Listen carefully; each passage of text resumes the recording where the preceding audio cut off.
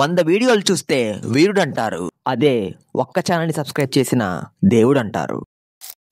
కాటేరమ్మ కొడుకైన హెన్రిచ్ క్లాసన్‌కి చుక్కలు చూపించిన స్పిన్ బౌలర్. క్లాసన్‌ని ఇబ్బంది పెట్టాడంటే నేషనల్లో, ఇంటర్నేషనల్లో బౌలర్ అయ్యుంటాడు అనుకుంటున్నారేమో. తను కేవలం ఎస్ఆర్‌హెచ్ నెట్ బౌలర్. మరి ఇంత మంచి బౌలర్‌ని పెట్టుకుని ఎస్ఆర్‌హెచ్ టీం మెయిన్ టీంలో ఎందుకు ఆడించడం లేదు? మరి నెక్స్ట్ సీజన్‌లో అయినా వస్తాడా? ఇంతకీ ఆ బౌలర్ ఎవరు? ఈ ప్రశ్నలన్నిటికీ సమాధానాలు మీకు ఈ వీడియోలో దొరుకుతాయి.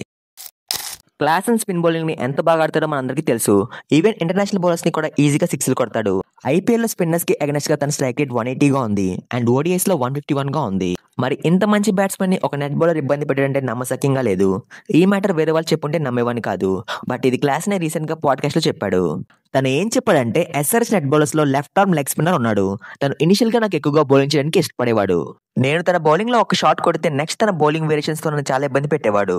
తర్వాత మా ఇద్దరికి నెట్స్ లో కాంపిటీషన్ లో ఉండేది. బట్ తనని పిక్ చేయడం నాకు చాలా కష్టం అయ్యేది అని క్లాసన్ చెప్పాడు. క్లాసన్ అయితే బౌలర్ పేరు కావాలని చెప్పలేదు. Only left arm leg spinner అని మాత్రమే చెప్పాడు. ఎందుకంటే నెక్స్ట్ సీజన్ ఆప్షన్ లో ఎస్ఆర్ఎస్ టీం ఆ బౌలర్ ని తీసుకోవచ్చు. ఇప్పుడు తన నేమ్ అది రివీల్ చేస్తే వేరే టీమ్స్ కూడా ఆప్షన్ లో పోటీ పడే ఛాన్స్ ఉంది.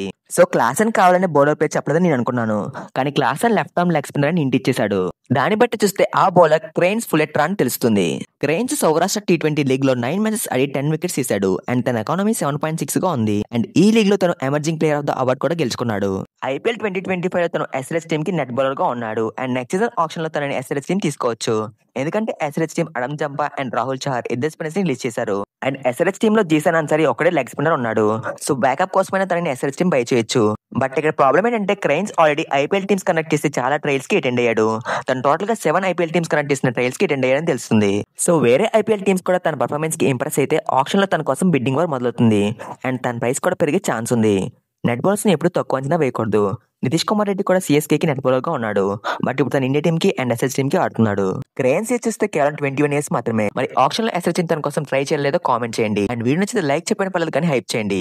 సబ్స్క్రైబ్ చెప్పిన పర్లేదు కానీ గంట కొట్టండి. కుమార్ వర్మ యూట్యూబ్ ప్రతి యూజర్ కి సబ్స్క్రైబ్ చేసుకునే అవకాశం ఇస్తుంది. సబ్స్క్రైబ్ చేసి గంటని కొట్టు.